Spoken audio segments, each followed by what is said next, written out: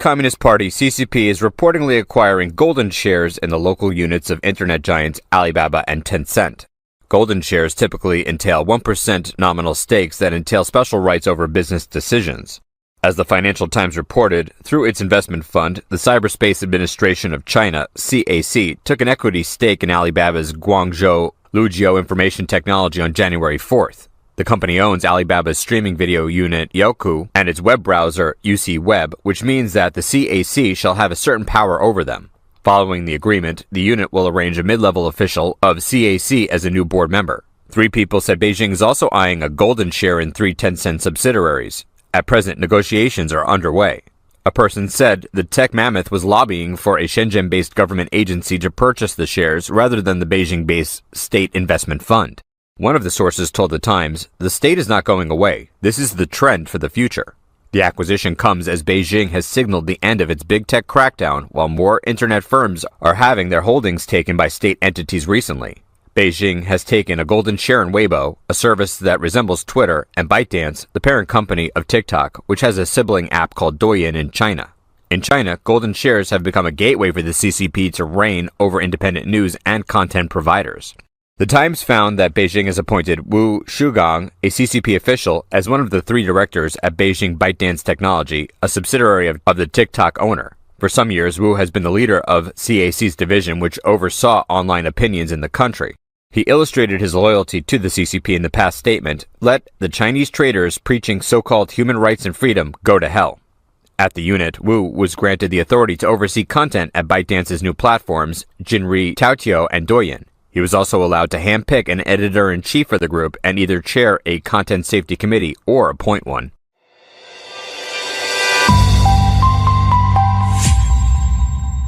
During his visit to Africa on January 11th, China's new foreign minister, Qin Gang, vowed to strengthen the representation and right to speak for African countries at the UN Security Council and other international organizations, which is clearly trying to win the heart of Africa.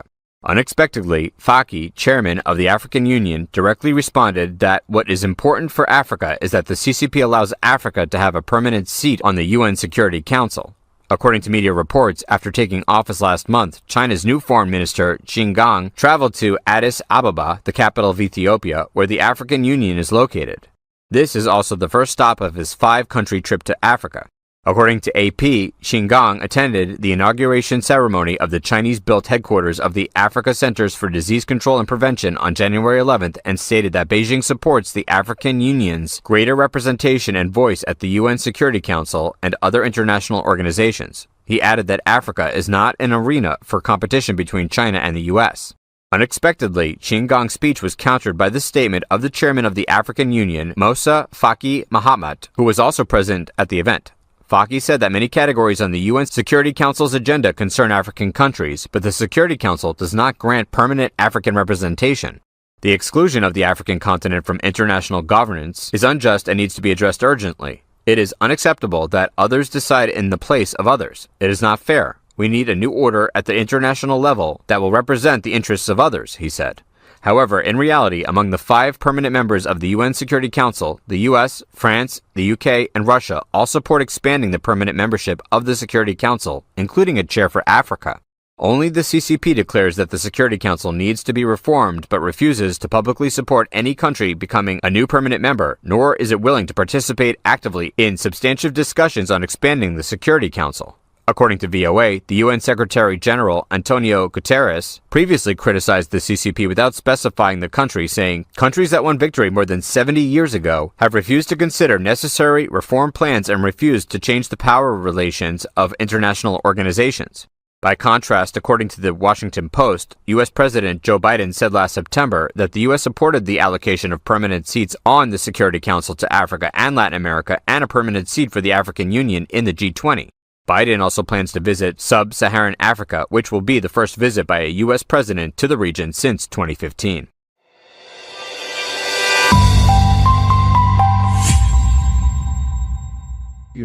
How could they have possibly approved something so controversial without being it, buttoned up to the, a belt, suspenders, and another belt, as we say on Wall Street? How could that happen, sir? Well, you asked Naomi a question, and I want to give a shout out to her dog ate my homework metaphor. I think it was perfect.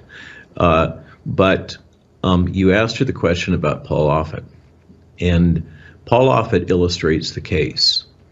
Paul Offit is the senior vaccinologist. He's an endowed chair at the Children's Hospital of Philadelphia. And he's a long time employee of UPenn. UPenn receives massive funding from the royalties on both the Moderna and the Pfizer products because of the work of Carrico and Weissman. Both of those they've licensed that patent to both of those companies for the pseudouridine. So UPenn has a massive financial interest in advancing the vaccines and getting them to be sold all over the world. UPenn has a long history of being deeply embedded in all of this and receiving, by the way, massive influx of capital for these activities from the CCP. So Offit sits in a structure that has huge financial incentives to support vaccines in general, and in particular to support these vaccines. What we're seeing is the chronic long-term corruption of the entire system by financial conflicts of interest, and they come in a variety of subtle forms. And the FDA and the CDC turn a blind eye to these things. So that's where this is coming from. And it absolutely breaks open the whole story of how we've got here, because it revolves around the idea that antibodies are predictive of anything.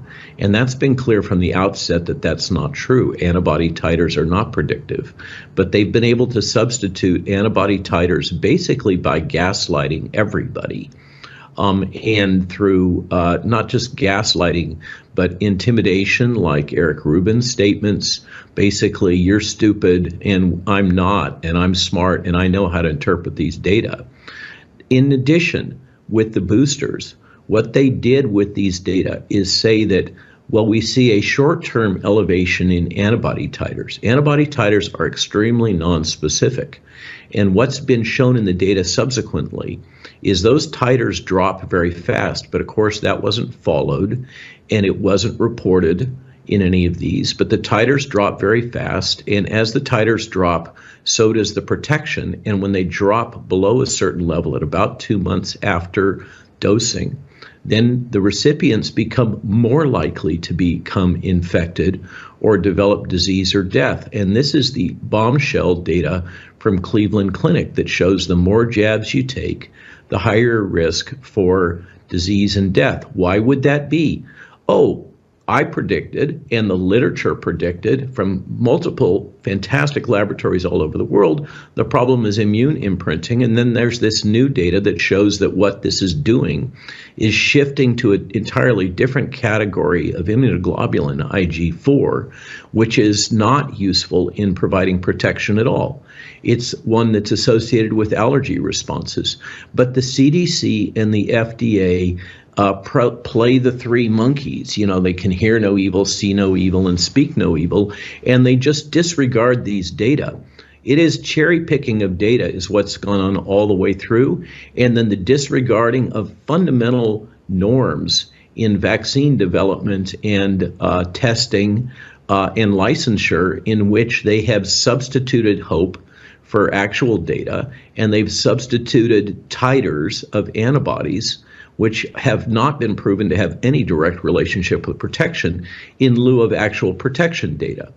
And now the cows are coming home.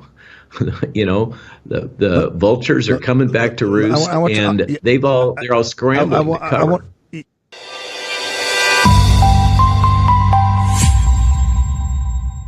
Dr. Chris Flowers, who's one of our experts, in April or May of this past year, 2022, published a report showing that Pfizer and the FDA knew in April and May of 2021 that the mRNA injections damaged the hearts of 35 minors within a week after the injection. And the FDA concealed this information. There wasn't a press release till August of 2021 warning parents that there could be damage to young adults' hearts. And this is after hundreds of thousands of young adults and teenagers were injected with this mRNA vaccine without any knowledge, without their parents having any knowledge of the heart damage. So what this looks like to me is a cover-up in advance of the investigations, in which rightly the FDA and Pfizer are going to be asked, what did you know and when did you know it? And so the FDA is going, oh no, let's find out what they know about heart damage. Well, I'm here to tell you, regrettably, I'm one of the very few people, along with Amy Kelly and our 3,500 medical and scientific experts, who have gone through the Pfizer documents.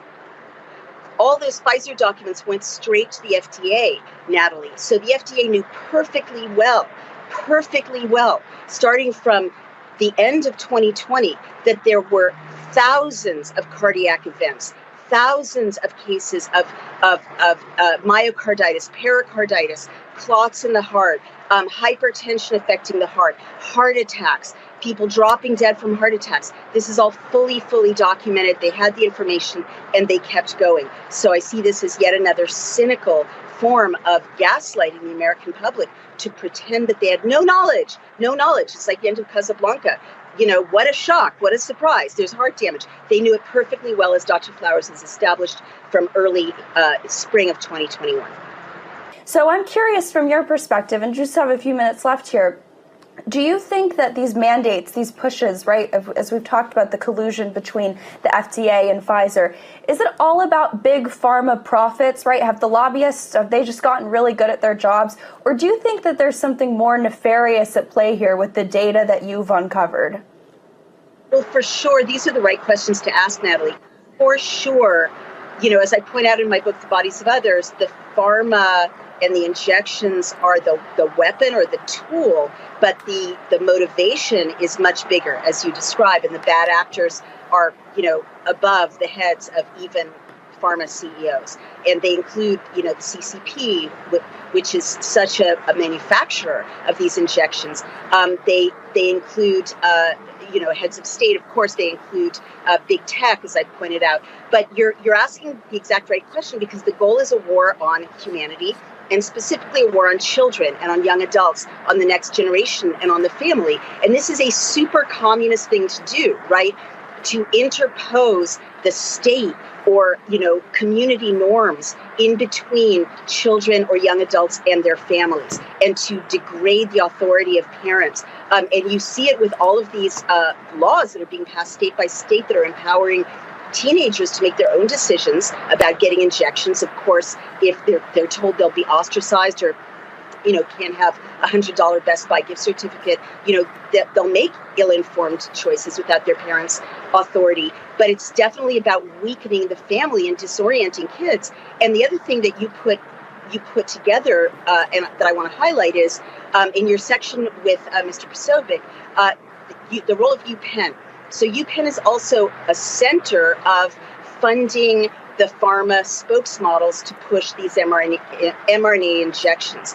And the role of China then is to buy up our elite institutions, notably the Ivy League, right? I was at Yale, Penn, all of these, Cornell, Northwestern, I think UNT, University of Chicago, they're all mandating